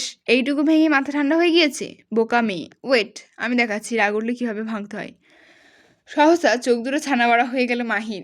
এক অজানা ভয়ে কেঁপে উঠল তার ক্ষুদ্র অনু। ভরকানো কণ্ঠ ফুঁড়ে কিছু আওড়াতে যাবে তার আগে ঘটে গেল বিরাট অঘটন। নির্দয় মানব কেমন বাঁকা হেসে শুরু করলো তার ধ্বংসযজ্ঞ। নির্দয়তার স্পষ্ট ছাপ ফুটিয়ে শক্ত হাতে জোরালো কায়দায় হকিস্টিক চালাতে লাগলো ঘরভর্তি কোকরাজির গায়ে। সে কি বিকট শব্দে মেতেছে কক্ষ। চূর্ণ বিচূর্ণে ছড়িয়ে ছিটিয়ে যাচ্ছে চারিদিকে। ভয়াতুর সপ্তর্ষি হাত চেপেছে কানে। তটস্থ হয়েছে তার বদন, কুচকে গিয়েছে চোখ মুখ। অথচ রূঢ় মানব থোড়াই থামলো, এক আকাশসম আগে গুড়িয়ে দিচ্ছে সব। সম্পূর্ণ কক্ষে জুড়ে আপাতত নীরব শান্তি বিরাজমান। যুবক থেমেছে, চোখের পলকে গুড়িয়ে ছেড়েছে ঘরভর্তি কাঁচের বাসনকোসন। আপাতত রূঢ়মানব দাঁড়িয়ে আছে কাউসের সম্মুখে। জানালার দিকে মুখ করে সিগার ফুঁকছে অনবরত। সপ্তর্ষি কাঁদছে, ফুঁপিয়ে ফুঁপিয়ে কাদের দরুন হেঁচকি তুলছে বারংবার। নির্দয় মানব তখন অচানক দাঁতে দাঁত পিষে বিরক্ত হারা কণ্ঠে বলল, এই বান্দির মেয়ে, ফ্যাচ ফ্যাচ করা বন্ধ কর। সহসা থেমে গেল মাহি। ছালছাল দৃষ্টিযুগল বলিষ্ঠে পিঠ বরাবর তাক করে আলগোছে চোখ দুটো মুছে নিল হাতের উল্টো পিঠে। ভগ্নহৃদয় ভঙ্গুর কণ্ঠে বলে ওঠে, আপনি ঠিক কবে আমায় একটু শান্তি দিবেন বিষ্ট? থামলো মুগ্ধের ব্যস্ত হাত। মুখাভাবে এক পশলা শেষাত্মক ভঙ্গিমা ফুটিয়ে শরীর ঘুরিয়ে দাঁড়ালো সে। ফের সিগারে লম্বা একখানা টান বসিয়ে ধোঁয়া ছাড়লো আপন মনে। রইসই শেষাত্মক কণ্ঠে বলল, অতিরিক্ত শান্তি পেলে মানুষ মরে যায় বান্দির মেয়ে। আর তুই এখনই মরে গেলে আমি জ্বালাবো কাকে বল? তৎক্ষণাৎ মুখাভাবে রাগ ফুটল মাহির। চপল পায়ে দ্রুতপদে এগিয়ে এলো দু কদম। চোখ দুটোই বাঁধ ভাঙিয়ে কাঁদতে কাঁদতে জবাবে বলল, যা করার জন্য এনেছে তাই করে আমায় নিস্তার দিচ্ছেন না কেন? দৃষ্টি সরু হলো মুগ্ধের। চেয়ে রইল মেয়েটার কন্দনরত মুখ পানে। পাহাড় সমদেহটা কাউচের গায়ে ফের এলিয়ে দিয়ে টান বসালো সিগারের শেষ ভাগে। সন্দিগ্ধ গলায় জিজ্ঞেস করলো, কি বলতে চাইছিস? ঠোঁটের করে তার ছেলের হাসি টানল মাহি। বুকের ওপর এক অদৃশ্য পাথর বসে উদ্যত হলো নিজের এক দুঃসাহসিক কর্ম সম্পাদনে। দুহাতে আলগোছে পরনের জামাটা পেছন ভাগে চেনখানা টেনে নামালো সপ্তর্ষি। চোখ দুটিতে অবাধ লজ্জাতে চলাঞ্চলি দিয়ে দৃষ্টি নোয়ালো কাপ্ত্রয়ী। সপ্তর্ষির পেল্লম মুখখানায় নীরব আর্তনাদ স্পষ্ট। থরথর করে কাঁদছে তার ক্ষুদ্র বদনখানি। এক বুক কষর নিয়ে নিজ উদ্যোগে কাঁধ থেকে নামিয়ে দিল পরনের কুর্তার এক অংশ। ফলে দৃশ্যমান সপ্তর্ষির নরম মসৃণ বক্ষ বিভাজিকার সম্মুখভাগ। বাহ্যিক পোশাকের আড়ালে লুকিয়ে থাকা কালো রঙা অন্তর্বাসের ফিতের বড্ড স্পর্শ এখন। আজ স্বেচ্ছায় নিজ সমর্পণ বিসর্জন দিতে প্রস্তুত সপ্তর্ষি। ঠোঁট কামড়ে কাঁদছে অনবরত। ভঙ্গুর কণ্ঠে সম্মুখে নির্দয়কে আহ্বান জানিয়ে বলল, নিন, ভোগ করে ফেলুন আমার। এর জন্যই তো আমায় জোর করে তুলে এনেছিলেন, তাই না? তাহলে দেরি করছেন কেন? করে ফেলুন সব। শেষমেশ নিজের এই পশুত্বটাও দেখিয়ে ফেলুন। শত হলেও চরিত্রহীনদের কাছে নীতিবাক্য মানায় না মিস্টার বিস্ট। আপনার মতো চরিত্রহীনদের মুখে তো আরও আগেই মানায় না। দুহাত দূরত্বে থাকা কাউচের নরম গদিতে পায়ের উপর পা তুলে বসে আছে মুগ্ধ নামক নির্দয় মাফিয়া বিস্ট। সপ্তদশীর এহেন দুঃসাহসিক কর্মে নির্লিপ্ত সে। মুখটা বড় গম্ভীর তার। নিষ্পলক চোখ দুটোর ভাষা অনুভূতি শূন্য। যুবক কেমন নির্লিপ্ত ভঙ্গিমায় তাকিয়ে আছে সম্মুখে। আশ্চর্য, তার নিখাদ দৃষ্টিযুগল কেমন আঠার ন্যায় আটকে আছে ক্রন্দনরত মাহির মুখ পানে। সপ্তদশী লাল হয়ে যাওয়া মুখ, ফোলা ফোলা অধর যুগল, তা হতে নজর সরছে না রূঢ় মানবের। অথচ সপ্তদশী যে নিজেকে অনাবৃত করেছে তার জন্য, সেদিকে থোড়াই খেয়াল আছে তার। ওদিকে মাহির কান্না বেগতিক। দাঁতের রুষ্ঠ চাপে ক্ষত হয়েছে তুলতুলে অধর যুগল। ক্ষতস্থান থেকে নির্বিকারে গড়াচ্ছে লহু। যুবকের নিষ্প্রাণ দৃষ্টি বারংবার ছুটছে সেদিকে। এক হাতে তার ধরে রাখা জ্বলন্ত সিগার। ধোঁয়ায় উঠছে নির্বিকারে। নির্দয় যুবক কেমন নড়ে চড়ে উঠে দাঁড়ায় বসেছে। হাতের সিগারেটটা তক্ষুনি অন্যত্র ছুঁড়ে ফেলে পায়ের গতি ট্রেনে মাহির পানে এগোচ্ছে সে। বা হাতে ধীরে ধীরে খুলছে নিজ শার্টের বোতাম। সপ্তর্ষি আর দৃষ্টে দেখল তা। লজ্জায় কষ্টে একাকার হয়ে চোখ মুখ খিচে নিল পরক্ষণে। মুগ্ধ এখনো এগোচ্ছে। শার্টের সবগুলো বোতাম খোলার দরুন উন্মুক্ত হয়েছে তার ফর্সা পেটানো শরীর। যুবকের ব্যস্ত পদযুগল তখন হুট করে এসে দাঁড়ালো কুণ্ঠায় বেঁকে দাঁড়িয়ে থাকা মাহির একদম মুখোমুখি। চোখ খিচে রাখা মাহি স্পর্শ অনুভব করছে যুবকের উপস্থিতি। ধীরে ধীরে নিঃশ্বাসের গতি বাড়ছে তার। সর্বাঙ্গে ছেয়েছে হিমশীতলতা। ঘৃণায় তিক্ত হচ্ছে তার তন্মন। ঠিক তখন যুবক ঘটালো এক অদ্ভুত কাণ্ড। নিজ গা থেকে একটানে আধভিজে শার্টটা খুলে এনে সপ্তর্ষিকে এক আকাশসম হতবাকতায় ডুবিয়ে দিয়ে শার্টখানা আলতো করে জড়িয়ে দিল সপ্তর্ষির অনাবৃত গায়ে। তক্ষুনি কপাল গোছায় মাহি। এক ঝটকায় চোখ দুটো অনাবৃত করে সম্মুখে তাকাতেই যাবে তার আগে টের পেল তার কানের কাছে মুখ নামিয়ে এনেছে মুগ্ধ। সেথায় যুবকের উষ্ণ নিঃশ্বাস আছড়ে পড়ছে নির্বিকারে। মাহি স্থির হয়ে গেল তৎক্ষণাৎ। সিদ্ধারা সোজা করতেই ভারী অথচ বড্ড শান্ত কণ্ঠে মুগ্ধ আওড়ালো, আমি চরিত্রহীন হলে তুই এখন আমার কাছে পবিত্র রইলি কি করে বান্দির মেয়ে? হিংস্র পশুরা তো শিকার দেখলে স্থানকাল বিবেচনা করে না। মুহূর্তেই স্থবির হলো সপ্তর্ষির নড়বড়ে অক্ষিপুট। হৃদয় আঙিনায় ঝঙ্কার তুলে এক অজানা প্রলয়ঙ্কারী ঝড়। সর্বাঙ্গবোধায় ডুব দিল অবর্ণীয় অসারতায়। মস্তিষ্কে তখনও চলমান রূঢ়মানবের ভরাট কণ্ঠ নিঃসৃত বাক্যটি। যুবকের তখন কি হলো কে জানে। সে নীরবে বাড়াচ্ছে দূরত্ব। পায়ের গতি বড্ড ক্ষীণ তার। বাদামি চোখ জোড়া অটল। আশ্চর্য, রূঢ়মানবের চোখ দুটোই আজ রাগ নেই। সে তাই ভর করেছে একরাশ নীরব হাহাকার। তারা যেন আজ কথা বলতে চাইছে। এক অদ্ভুত অভিনব কায়দায় নিজেদের ব্যক্ত করতে চাইছে। নতমুখী সপ্তর্ষি থোড়াই দেখল তা। সে তো মহাব্যস্ত যুবকের অটল বাক্য খণ্ডন করতে। তার কম্পিত কায়া, কণ্ঠিত নতমুখ, তীর তীর করে কাঁপতে থাকা নিখুঁত রেখার অদরযুগলের পানে বারে বারে দৃষ্টি বুলোচ্ছে নির্দয় মাফিয়া বিস্ট। ঠোঁটের কোণে আকস্মিক ঝোলালো এক টুকরো নিষ্প্রাণ হাসি। সে হাসি ক্ষীণকায় লেপ্রেছে রূঢ় মানবের তামাকে পোড়া বাদামের ঠোঁট যুগলে। তার হৃদয় কোঠায় আটকে থাকা ব্যথায় আজ মাথাছাড়া দিয়েছে। কণ্ঠে বহু চেষ্টা চালিয়েও রাগ চালাতে ব্যর্থ রূঢ় মানব। বিচক্ষণ মস্তিষ্কে কেবল বাজছে চরিত্রহীন শব্দটা। অবশেষে অবাক্ত হাহাকারে মত্ত থেকে যুবক আলগোছে নজর সরল অন্যত্র। শুকনো ফাঁকা ঢোক গিলে আওড়ালো, কথার জোরে যেমন ক্লান্ত করা যায় ঠিক তেমন কথার জোরে শান্তও করা যায় চাষমিস। বলা তো যায় না কোন কথা আবার হৃদয়ে গিয়ে লাগে।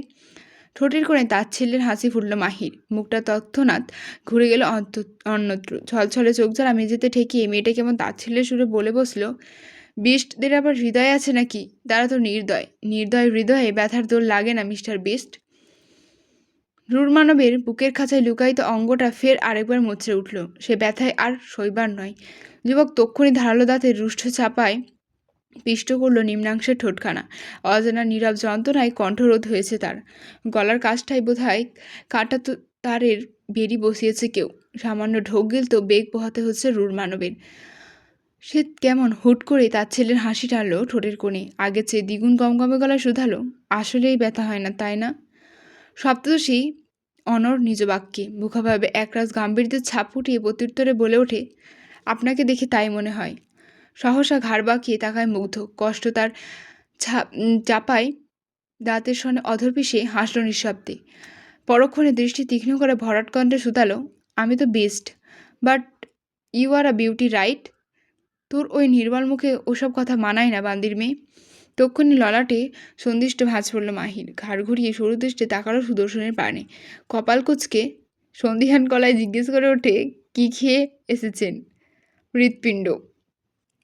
যুবকের এহেন উদ্ভট উত্তরে ভড়কায় মাহি। বিস্ময়ে গোল হলো মায়াবিনীর হরিণী চোখ দুটো। বিস্ময়ে ভাবে অষ্টপুটের সামান্য ফারাক বাড়তে নির্দয় মানব কেমন রং পাল্টালো নিজের। মুখাবয়বে শ্লেষাত্মক ভাবভঙ্গিমা ফুটিয়ে দাঁতের রুষ্ট চাপায় পিষ্ট করলো নিম্নাংশের ঠোঁট। অতঃপর অচানক চোখ টিপে শ্লেষাত্মক কণ্ঠে আওড়ালো, এই বান্দির মেয়ে, তাড়াতাড়ি চশমা পর। ভুলে যাস না তোর ধর্মে মানুষ মারা হারাম। হতভম্বতায় ফের ডুবডুব দিল মাহি। যুবকের কথাগুলো আজ বড্ড রহস্যময় ঠেকছে তার নিকট। চিন্তিত হচ্ছে মস্তিষ্ক। এরই মধ্যে সুদর্শন পা ঘোরালো উল্টো পথে। উন্মুক্ত চওড়া পিঠখানা মাংসপেশি বড্ড নাড়াচ্ছে সে। হাঁটতে হাঁটতে গমগমে গলায় বলে ওঠে, বই এনেছি বান্দির মেয়ে, মন চাইলে পড়িস, বাট খবরদার বই পড়তে গিয়ে আমায় আবার ইগনোর করিস না যেন। সহসা তেলে বেগুনে জ্বলে ওঠে সপ্তদশী। মুখখানা এক অদৃশ্য আগুন লেপড়ে চিরবিরিয়ে বলে ওঠে, যখন ইচ্ছা হবে ঘর ভর্তি বইয়ে আগুন ধরিয়ে দিবেন, আবার ইচ্ছা হবে, যখন মন চাইবে আবার বই নিয়ে আসবেন। মানুষের রক্তের বিনিময়ে এত টাকা হয়েছে আপনার? থমকায় মুগ্ধের ব্যস্ত পদযুগল। খাটটা সামান্য কাত করতেই সুদর্শন তীক্ষ্ণ খাদযুক্ত চোয়ালখানায় এসে ঠেকল চওড়া কাঁধের সঙ্গে। ঠোঁটের কোণে ফুটল বাঁকা হাসির টান। কণ্ঠে এক আকাশসম দাম্ভিকতার ফুটিয়ে প্রত্যুত্তরে বলল, আবার জিগায়। নাকের পাটা ফুলল মাহি। গাল দুটো ঘষে গেল এক মুঠো লালিমা। কপালে ফুটল তিতিবিরক্ত ছাপ। মেয়েটার কেমন শঙ্কিত কণ্ঠে রয়ে শয়ে আওড়ালো, সময় বড় বিচারক, নীরবে রাখে হিসাব। আজ যে হাসে অন্যের ক্ষয়ে, কাল তারই নামে জবাব। আজ আপনার জয়ের পালা, কাল হবে অন্য কারণ। সময় রুষ্ট চাকার নিচে দেখবেন আপনার অহংকারেরও পতন হলো। আমি খুব করে সেদিনটার জন্য অপেক্ষায় আছি মিস্টার বিট, যেদিন আপনার মতো নির্দয় বৃষ্টির পরিণতি বড্ড কঠোর হবে। তাচ্ছিল্যের হাসি টানল মুগ্ধ। বাঁ হাতের তর্জনী উঁচি আলগোছে কপাল চুলকুলো খানিক। মুখভাবে আগের ন্যায় তাচ্ছিল্যের ভাব ফুটিয়ে ভরাট কণ্ঠে শুধায়, দেখিস আবার আমার পতনের ঝড়ে তো চোখ দুটো যেন অস্থির না হয়ে যায়। সপ্তদশী মুখ ঝামড়ে দিয়ে বসল তৎক্ষণাৎ। কপালে চামড়া গুটিয়েছে তার, দুহাতে ভাঁজ হয়েছে বুকের কাছে। পরক্ষণে ঝাঁজ মিশ্রিত কণ্ঠে আওড়ালো, হিংস্রদের জন্য কান্না আসে না মিস্টার বিস্ট। মুগ্ধ হাসলে এবারেও।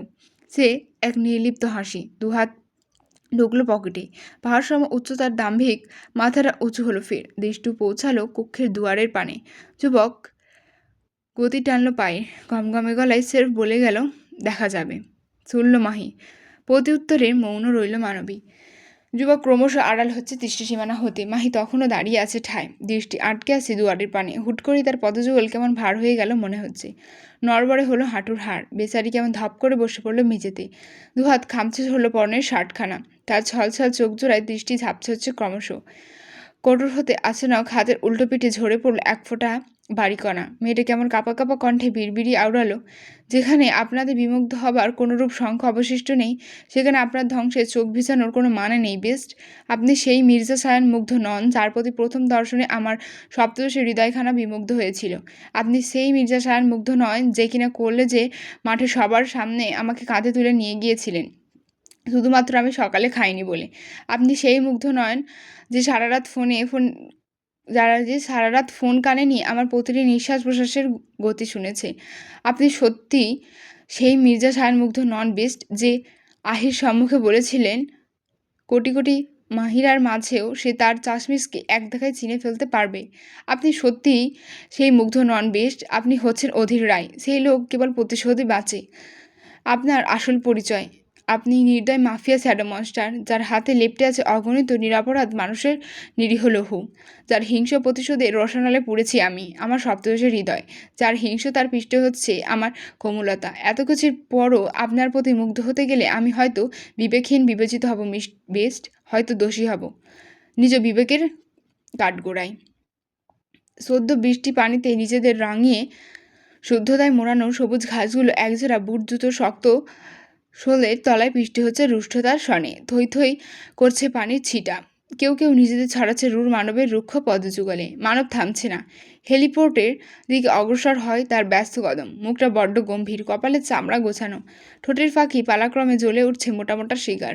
প্রায় মিনিট দশেকের পথ পেরিয়ে অবশেষে হেলিপোর্টে এসে পা রাখল রূঢ় মানব। উন্মুক্ত গায়ে উঠে গেলেন হেলিকপ্টারে। বড় সিটখানায় নিজেও পাহাড়সম দেহটা এগিয়ে দিলেন। পায়ের ওপর পা তুলে আয়েসে বসল মুগ্ধ। ঠোঁটের ফাঁক গুছিয়ে সিগারখানা লম্বা লম্বা টান বসিয়ে হুকুম ছুড়ল কটমট কণ্ঠে, টেক অফ। ওহে কি করিলে বলো পাইব তোমারে, রাখিব আঁখিতে আঁখিতে। ওহে এত প্রেম আমি কোথা পাবো নাথ, তোমার হৃদয়ে রাখিতে আমার সাধ্যি কিবা তোমারে দায় না করিলে কে পারে। তুমি আপনি না হলে কে পারে হৃদয়ে রাখিতে। মাঝে মাঝে তব দেখা পায়, চিরদিন কেন পাই না। চোখ দুটে বুঝে তালিম নিচ্ছে সপ্তদশী। পা দুটো আসন পেতে বসে আছে নরম গতিতে। সপ্তদশীর কোমল কোলে স্থান পেয়েছে বীণা। আলোতারাঙা আঙুলগুলোর মৃদু পরশে বীণার তরে জাগছে কম্পন। তালিম নেওয়ার আবদ্ধ কক্ষের প্রতিটি দেয়ালে প্রতিধ্বনিত হচ্ছে বীণার সুমধুর সুর। সপ্তদশীর সে কি গলা, যেন ভোরের কোকিল নিজ সর্বদক্ষতায় সুরেলা কণ্ঠে গাইছে গান। সপ্তদশী তালিমে মত্ত। এরই মধ্যে বিশালাকার কক্ষে পা রাখলো আরেক অষ্টাদশী। নাম তার অঞ্জলি। গায়ে আটপৌরের সাজ তার। লম্বা চুলগুলো বিনুনি গেঁথে দু কাঁধে পড়ে আছে। অঞ্জলি নীরবে এগোলো। নিঃশব্দে এগিয়ে সে পা গুটিয়ে বসলো তালিমরত সপ্তদশীর সম্মুখে। ভীষণ মুগ্ধতায় গালে হাত ঠেকে কিয়তক্ষণ এক মনে শুনল সপ্তদশীর গান। পরক্ষণে মুচকি হেসে কেমন ঠেস মেরে বলে বসলো, এভাবে সুরলা কণ্ঠে রবি ঠাকুরের গান না গিয়ে একেবারে অধীর দাদার নাম করেই ডাকলে পারিস সই। চট করে সপ্তদশীর বদ্ধ চোখ দুটো পর্দা সরালো নিজেদের। বিনা তারের সঙ্গে খেলতে থাকা দক্ষ আঙুলগুলো থমকে গেল মুহূর্তেই। একমাত্র সইয়ের অমন কথার রায় জমিদার পুত্রী চকচকে সোনার রঙের আবরণী ফর্সা মুখখানায় সহসা ল্যাপটে গেল এক পশ্চার লালিমা। মেয়েটা বোধহয় লজ্জা পেল খানিক। তক্ষুনি কোলের ওপর থেকে বিনা সস্নেহে সরিয়ে রেখে কপট রাগ নিয়ে বলল, ধ্যাত, কি যে বলিস না। এহেন কথায় যারপন্যায় নেই। হাসতে হাসতে গড়াগড়ি খাবার উপক্রম হলো অঞ্জলির। তার অমন দিলখোলা হাসি দেখে না চাইতো ফিক করে হেসে ওঠে নিরুপমা। হাসতে হাসতে নিজেও উঁচু গদি হতে নেমে এসে বসল সইয়ের পাশে। মুখবর্তী হাসিটাই সামান্য রুখ টেনে ধীরে ধীরে বলল, কখন এলি? ধীরে সুস্থে হাসি থামালো অঞ্জলি। হাসতে হাসতে বেচারির চোখ দুটো টলমল। পরনের ওড়নার একাংশ সিক্ত চোখ দুটো আলগোছে মুছে নিয়ে প্রত্যুত্তরে বলল, যখন তুই অধীরদার এর স্মৃতিতে বিমুগ্ধ ছিলি তখন। ফের লজ্জায় পড়ল নীরু। ফর্সা মুখশ্রীতে তার লেপটে গেল লজ্জালু ভাব। তা দেখে দৃষ্টি সরু হলো অঞ্জলি। মেয়েটা কেমন দুষ্টুমির ছলে তক্ষুনি আলতো হাতে আঙুল ছোঁয়ালো লজ্জালু সপ্তর্ষির টোল পড়া থুতনিতে। নদ্যমুখী নীরুর মুখখানা সামান্য উছিয়ে দুষ্টু কণ্ঠে মিনমিনিয়ে বলল, সামান্য নাম শুনতে এত লজ্জা আমার সইয়ের? তাহলে সে যখন আসবে তোকে নিজের করে আদর সোহাগ করবে, তখন কি করবি সই? লজ্জায় কান দুটো ঝাঁঝো করে উঠল নীরুর। মেয়েটা তখনই দুহাত ঠেলে সরালো অঞ্জলির হাতখানা। মুখাবয়বে মেঘি ভাব নিয়ে বলল, ধুর, তোর মুখে কিচ্ছু আটকায় না। খিলখিলিয়ে হাসছে অঞ্জলি। হাসার এক ফাঁকে আনমনেই বলে বসে, না, আটকায় না। তাছাড়া আটকে রেখে কী লাভ? যেখানে অধীরদা শুধুমাত্র তোরই, সেখানে রাগ ঢাক রেখে কথা বলার কি আছে? দিন শেষে জোর করে হলেও সে শুধু তোরই থাকবে সই। মুহূর্তেই মুখাবয়বের রং পাল্টে গেল নীরুর। চোখে মুখে ছেয়ে গেল গাম্ভীর্যের ছাপ। মেয়েটা কেমন কপাল কুচকে অঞ্জলির বলা কথাটা নাকচ করে দিয়ে গম্ভীর কণ্ঠে শুধালো, না অঞ্জলি, তুই ভুল বললি। পৃথিবীতে আর যাই হোক জোর করে কাউকে আটকে রাখা যায় না, আর না কাউকে জোর করে ভালোবাসা যায়। নেহাত আমি অপেক্ষায়িত, তবে আমার এতগুলো বছরের অপেক্ষায় যদি বিন্দুমাত্র খাদ থেকে থাকে, তাহলে অধীরদা যে আমার হবে না তা আমি জানি। শেষটুকু বলতে গিয়ে কণ্ঠ কাঁপছে নীরুর। অপেক্ষায়িত চোখ দুটো হয়েছে ছলছল। সে চোখের ভাষা আর কেউ না বুঝলেও বুঝেছে সুদীপা রায়, যিনি আপাতত গা ঢাকাতেই দাঁড়িয়ে আছেন কক্ষের দুয়ারে পানে। মেয়ের অমন করুণ সুরের বাক্য কর্ণগহ্বরে পৌঁছানো মাত্রই বুক মুচড়ে উঠেছে তার। মুখাবয়ব হয়েছে শক্ত। ধরে রাখা পর্দার অংশটুকু হাতের রুক্ষ মুঠোয় দলাই মলাই করতে করতে জমিদারি গিন্নি কেমন দাঁত কিরমির করে আওড়ালেন, ভালোবাসায় জোর না খাটলেও অধীরের ওপর তো জোর ঘাটবেই মা। তোর এত বছরের প্রতীক্ষা বিফলে যাবে না কিছুতেই। মনে রাখিস, তোর বাবা হিমাংশু রায় এখনও বেঁচে আছে। পৃথিবী উল্টে গেলেও তার বদৌলতে দিন শেষে অধীর তো হবেই হবে। আসছে দুর্গাপুজোতে অধীরকে আসতেই হবে এখানে। আর তারপর তোর দীর্ঘ প্রতীক্ষার অবসান ঘটবে নীরু। সদ্য শাওয়ার সেরে বেরিয়েছে মাহি। সিক্ত চুলগুলো আলতো করে ছুঁয়ে দিচ্ছে নরম তোয়ালের গা। মানবীর পা দুটোর গতি ধীর। কচ্ছপের ন্যায় এগোচ্ছে ড্রেসিং টেবিলের বানে। উদাসীনতার আধার ভর করেছে সপ্তদশীর সুশ্রী গৌরবর্ণা মুখখানায়। রা নেই ঠোঁটের ডগায়। এরই মধ্যে কক্ষে দরজা দিয়ে হড়বড়িয়ে প্রবেশ করলো মীরা। মেয়েটা কেমন উদ্বিগ্ন। ব্যস্ত কদমে এগিয়ে এসে খপ করে চেপে ধরল উদাসীন সপ্তদশীর কুব্ধিসন্ধি। এদিকে তার এহেন কাণ্ডে ভরকায় মাহি। নিজ ভাবনার ডোর থেকে হুট করেই ছিটকে বেরোলো মেয়েটা। তক্ষুনি কুঞ্চিত দৃষ্টি তাকালো ঘাড় বাঁকিয়ে। সম্মুখে মীরা কেমন অস্থির কায়দায় দাঁড়িয়ে থাকতে দেখে খানিক সন্দিগ্ধ মাহি। মুখগহ্বরে জিভখানা খানিকটা নাড়িয়ে চাড়িয়ে যেই না কিছু আওড়াবে, তার আগেই কবজিসন্ধিতে টান বসালো মীরা।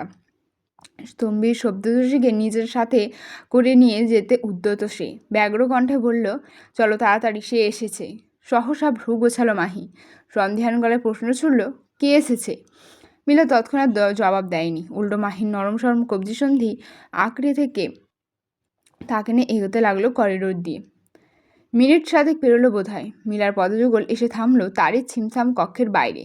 কক্ষের ভেতরটা বিদ্ঘুটে অন্ধকারে নিমজ্জিত। অদূরের দেয়ালে ঝুলছে একখানা জানালা, তা দিয়ে বাইরে থেকে আলো আসছে টুকটাক। মাহি কেমন অবতের ন্যায় তাকিয়ে আছে সেদিকে। পাশেই দাঁড়িয়ে থাকা মিলা তখনও অস্থির। ঘরটা এদিক ওদিক নারী সতর্ক হচ্ছে বারংবার। যেই দেখলো আশেপাশে কেউ নেই, ঠিক তখনই মেয়েটা কেমন জোর করে মাইকে ঠেলে দিল অন্ধকার কক্ষে। এহেন কাণ্ডে ভরকায় মাহি। তড়িত বিস্ফারিত দৃষ্টিতে মিলার পানে তাকাতেই কর্ণগহ্বরে ভেসে এলো ক্ষুদ্র পরিচিত এক ডাক, সানবার্ড। সহসা ঝংকার দিয়ে ওঠে সপ্তর্ষির ক্ষুদ্র তনু। অস্থিরতায় ক্ষোভ করে চেপে ধরে জামার একাংশ। ঘাড় বাঁকিয়ে পেছনে তাকাবার সাধ্যই হচ্ছে না তার, অথচ আওয়াজ এসেছে পেছন থেকে। মাহি ভয়ে ভয়ে শুকনো ঢোক গিলছে। ভয়াতুর দৃষ্টি সম্মুখে দাঁড়িয়ে থাকা মিলার পানে তাক হতেই মিলা কেমন মৃদু হেসে বলে ওঠে, সে জানালার বাইরে দাঁড়িয়ে আছে মুনলাইট। তোমার জন্য বড্ড অস্থির বেচারা। তোমার পাগল প্রেমিকটাকে গিয়ে একটুখানি স্বস্তি দাও। যাও, গিয়ে কথা বলো।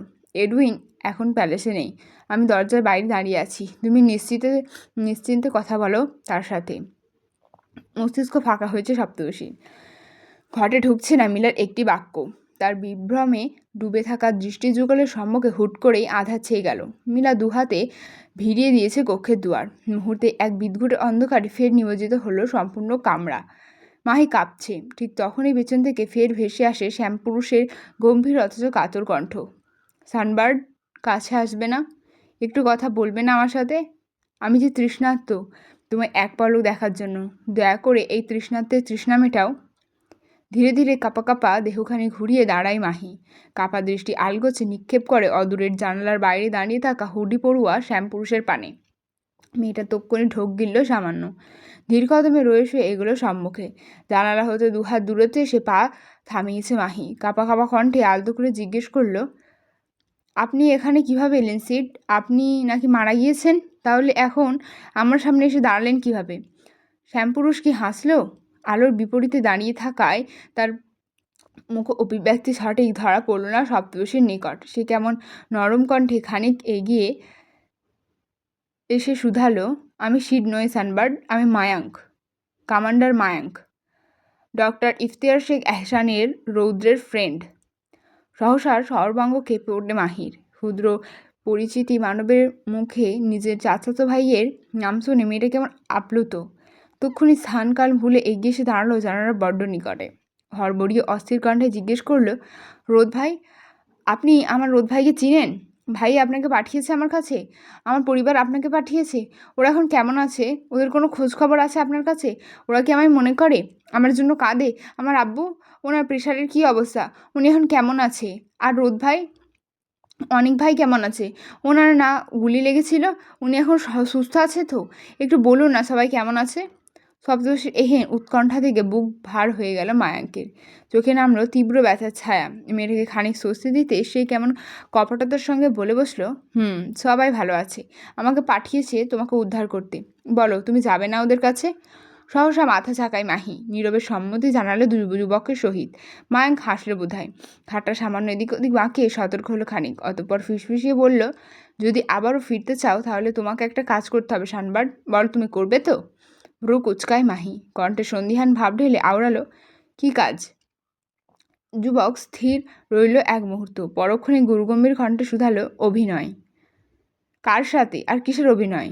সপ্তর্ষি এহেন সন্দিষ্ট কণ্ঠে তৎক্ষণাৎ জবাব দেয়নি মায়াঙ্ক। বাক্যটুকু আওড়াতে গিয়ে জিভ ভার হচ্ছে তার, কণ্ঠরোধ হচ্ছে অজানা কারণে। তবুও যুবক দায়িত্ব কাঁধে নিয়ে পাথর রাখলো নিজ বুকে। খানিক ঢোক গিলে আমতা করে বলল, মিথ্যে আবেগের অভিনয়, রুশদি কিংয়ের সাথে। তক্ষুনি মাথার ওপর অদৃশ্য বাজ পড়ল মাহির। বিস্ময় চোখ ছুঁয়ে গেল ললাট। বিস্ময়বিষ্ট দৃষ্টি তার অনড়ভাবে চেয়ে আছে সম্মুখে। দূরত্ব বাড়িয়েছে দু ঠোঁটের মাঝে। তার নরম তুলতুলে ঠোঁটের ফাঁকগুলি অস্পষ্টে বেরোলো, অভিনয়। ওপর নিচ মাথা নাড়ায় মায়াঙ্ক। তক্ষুনি দুহাত আলগোছে বাড়িয়ে দেয় জানালার শিকের ফাঁক গলিয়ে। মেয়েটার কবজিসন্ধি আঁকড়ে ধরতে গেলে তক্ষুনি দু কদম ছিটকে দূরে সরে যায় মাহি। মুখাভাবে অগ্নিমূর্তি ভাব ধারণ করে সপ্তর্ষি কেমন হুঙ্কার ছুড়ে বলে ওঠে, খবরদার, পরপুরুষ হয়ে আমাকে ছোবেন না, আমি এসব বরদাস্ত করব না। মাহির এহেন হুঙ্কারে হতবিহ্বল মায়াঙ্ক।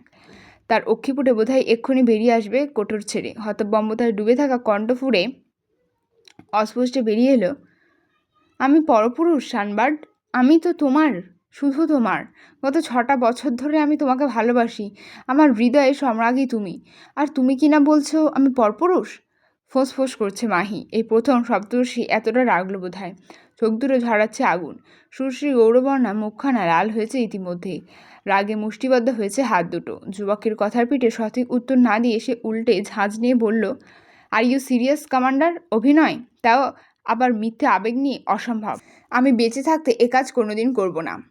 শ্যামবরণ সুদর্শনের মুখ অভিব্যক্তি যথেষ্ট গম্ভীর। সপ্তর্ষির এহেন মুখের ওপর নাকচ করে দেয়া বাক্যে বিরক্ত বাড়ল তার। সে এক হাত আলগোছে জানালার বাইরে বের করে এনে তক্ষুনি ফেলে দিল মাথার ওপরে পড়ে থাকা হুডিটা। মুখদর্শন স্পষ্ট করে যুবক কেমন চাপা রাগ নিয়ে বলল, কেন সানবার্ড, কী ক্ষতি এতে? তুমি কেন বুঝতে পারছো না? এ কাজ করতে পারলে শুধু তুমি নয়, বেঁচে যাবে আরও অনেকগুলো তরতাজা প্রাণ। সপ্তর্ষি মানতে নারাজ এহেন বাক্যে। চোখে মুখে একরাশ আগুন লেপটে অগ্নিদৃষ্টে তাকালো কমান্ডার মায়াঙ্কের পানে। কণ্ঠে ঝাঁঝ ঢেলে ফের আওড়ালো, মানব হৃদয় কাঁচের চাইতেও বেশি ভঙ্গুর কমান্ডার। আফসোস শুধু একটাই, কাজ ভাঙলে থেকে যায় দাগ, আর হৃদয় ভাঙলে উবে যায় বেঁচে থাকার স্বাদ। আমি কারো আবেগ কিংবা অনুভূতি নিয়ে খেলতে পারবো না। সহসা কপাল গোছালো মায়াঙ্ক। চোখ দুটো কুঁচকে গেল চাপা ক্ষোভে। দাঁত কপাটি নীরবে পিষে গেল একে অপরের স্বনে। সে কেমন গম্ভীর কণ্ঠে আওড়ালো, কিসের আবেগ, কার অনুভূতি? যার নাম মনস্টার, যার প্রতিটা কর্মকাণ্ড একটা নরপশুর মতো, তার আবার অনুভূতি কিসের? তার হৃদয়টা আস্ত কংক্রিটের তৈরি সানবার্ড। সে তাই শিলমোহর মারা, যে সে শুধু বোঝে মানুষ মারতে। এমন একটা নির্দয়ের থুড়াই হৃদয় থাকে? সপ্তর্ষি তাচ্ছিল্যের হাসি টানল ঠোঁটের কোণে। মাথাটা নুইয়ে নিল আলগোছে। ছলছল দৃষ্টেই যুগল আড়াল করে ভঙ্গুর কণ্ঠে থেমে থেমে বলল, হোক সে নির্দয়, তবুও দ্য শ্যাডো মনস্টার দিন শেষে একটা মানুষ, যার বুকের খাঁচায় এখনও হৃদয় নামক স্তম্ভিত যন্ত্র উপস্থিত। হতবাক মায়াঙ্ক। মেয়েটার কথার টোন অন্যরকম শোনাচ্ছে। যুবক ব্যস্ত হলো তক্ষুনি। পারছে না জানলা ভেঙে ঘরে ঢুকে পড়তে। সে ফের বলে ওঠে, তাতে কি? তুমি হয়তো ভুলে যাচ্ছ সানবার্ড, রাক্ষসের দোরগোড়ায় নীতিবাক্য মানায় না। মাহি কানে তুলল না সে কথা। মেয়েটা আজ বড় গম্ভীর। দুহাত আলগোছে বাঁধল বুকের সনে। নিজ বাক্যে অটল থেকে ঝরঝর কণ্ঠে শুধালো, sorry mister, but I can't do this. বলেই মাহি ঘুরে দাঁড়ালো, পা বাড়ালো চলে যেতে। ঠিক তখনই পেছন থেকে ভেসে এলো মায়াঙ্কার ভঙ্গুর কণ্ঠ, তুমি নীতির কথা বলছো, অথচ একটাবার অন্যের কথা ভাবলে না সানবার্ড? এই প্যালেসে তুমি সহ আরও সহস্রাধিক মানুষ রয়েছে যারা পরিবার হারা। তাদের পরিবারও হয়তো তোমার পরিবারের মতো অপেক্ষায় আছে। তোমার কি একটুও খারাপ লাগছে না ওদের জন্য? সহসা থমকায় মাহি। নরম দিলে আচমকা মোচড় দিয়ে ওঠে তার। মস্তিষ্কও হলো নড়বড়ে। পরিবারের কথা উঠতেই সপ্তর্ষি বোধ হারালো নিজের। নীরবে ঝরালো অশ্রু। কাঁপা কাঁপা বদনে ঘুরে দাঁড়িয়ে মোটা কণ্ঠে বলল, আমিও চাই ওরা মুক্ত হোক, কিন্তু কারো আবেগের সাথে খেলা করার মতো অপরাধ আমি করতে পারবো না কমান্ডার। আপনি আমায় অন্য রাস্তা বলুন। কিয়তক্ষণ চুপ রইল মায়াঙ্ক। গভীর দৃষ্টে পরখ করলো সপ্তর্ষিকে। অতঃপর বুক ফুলিয়ে নিঃশ্বাস টেনে বলল, ঠিক আছে, অভিনয় করতে হবে না, কিন্তু অন্য একটা কাজ করতে হবে। এই প্যালেসে একটা গুপ্ত পথ আছে যা মনুষ্য ছাড়া কেউ জানে না। তুমি যেভাবেই হোক সে পথ খুঁজে বের করবে। আর এই পথ খোঁজার একমাত্র রাস্তা হচ্ছে মনস্টারের পেন্ট হাউস। এবার বলো সানবার্ড, তুমি কি পারবে আমাকে তথ্য এনে দিতে? একবার এটা জেনে গেলে শুধুমাত্র তুমি নাও, সবাইকে উদ্ধার করতে পারবো আমি। সপ্তর্ষি এক মনে শুনল সব। নিষ্পলক দৃষ্টি এতক্ষণ পলক ফেলল তার। সে খানিক সময় নিয়ে ভাবল কিছু একটা। নরম মনে বোধ জাগলো। সকলকে উদ্ধার করার উদ্যোগ। মেয়েটার ওপর নিচ মাথা নাড়িয়ে বলল, ঠিক আছে, আমি এ খবর এনে দেব, কিন্তু? মায়াঙ্ক ভ্রু গোটায়। সহসা পাল্টা প্রশ্ন ছুড়ে বলে ওঠে, কিন্তু? এসবে বিস্টের কোনো ক্ষতি হবে না তো? আজকের এপিসোডে এতটাই রাখলাম। খুব শীঘ্রই আর একটা এপিসোড নিয়ে তাড়াতাড়ি ফিরবো। ততক্ষণের জন্য পাশে থাকবেন এবং আমার চ্যানেলটাকে অবশ্যই সাবস্ক্রাইব করে দেবেন, লাইক করবেন, কমেন্ট করতেও ভুলবেন না। টাটা।